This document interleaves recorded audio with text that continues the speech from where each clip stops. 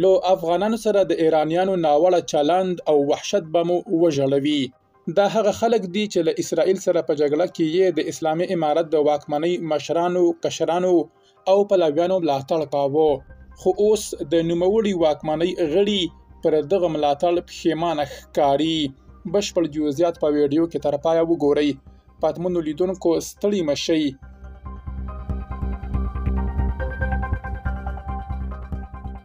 ضیاء الحق امرخیل له ایران نه د یوې ستنې شوي افغان کډوالې ماشومې مشهورې شوي ویډیو ته غبرګونکي وایي چې ایران د مسلمان او متمدن ګاونډي په توګه افغانان روحي شکنجه کوي. یوه افغانه ماشومه چې له ایران تازه ستنه شوي په ژړغوني غږ وایي چې ایران د افغانانو اوسېدو لپاره نه دی او نوموړي په ښوونځي او بازار کې هره شیبه ښکنځل شوي او سپکې سپورې ورته ویل شوي. د معلوماتو له مخې په تیرو شاوخوا 20 ورځو کې له 1500 زرو زیات افغانان له ایران اخراج کړل شوي دي.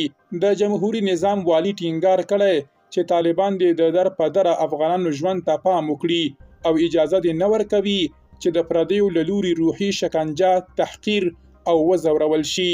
بلخوا د ایران د بشري حقوقو یو ادرس حالوش دغه ویډیو خپره کړې چې پکې لیدل کېږي د ایران نجاتپال اخوندي رژیم د زاهدان کمپ ته روان کړي د ښځو، ماشومانو او زړو په ګډون شاوخوا 100 تنه افغانان د زاهدان په دښته کې سره لمر ته پریښي دي.